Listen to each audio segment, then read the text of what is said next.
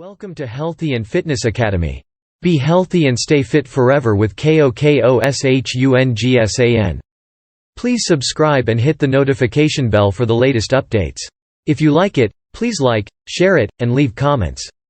Thanks for your support and for helping us make the world a better place. Why high-protein diets don't work. It has been known for decades that a high-protein, low-carbohydrate diet is bad for you, yet this type of diet is still being pushed as an answer to our weight loss woes. The problem with high-protein, low-carbohydrate diets is that they advocate entering a state of ketosis to help hasten weight loss. This forces the kidneys to accumulate waste in a way that is not healthy for you.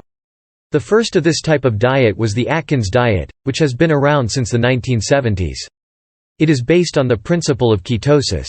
Originally it was called the Stillman diet. Dr. Stillman found out, through his research, that feeding the body more protein could induce weight loss than it was equipped to handle. This would trick the body into releasing fat through the urine. This does cause weight loss, but it also painfully strains the kidneys, which produce small amounts of brown urine when under this type of high-protein duress.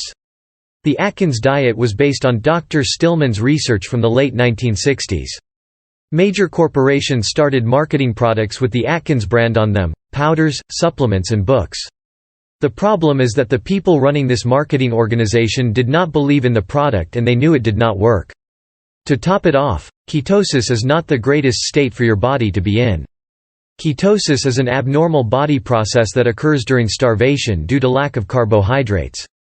Ketosis causes fatigue, constipation, nausea, and vomiting, none of which are part of a healthy lifestyle.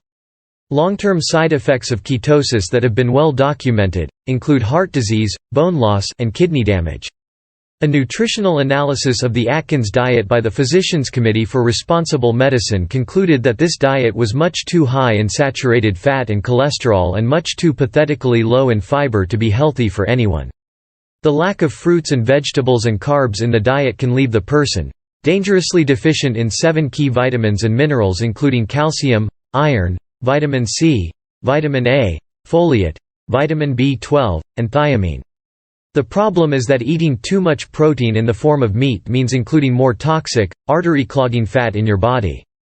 The excess protein also stresses every organ in your body, including the kidneys, intestines and liver. Eating fat is okay as long as it is healthy unsaturated fat. The result is that you get thinner, but only for a short while. This type of diet, as trendy as it is in one of its newest incarnations, the South Beach diet, is just not that healthy for you. KOKOSHUNGSAN pays you to have fun. KOKOSHUNGSAN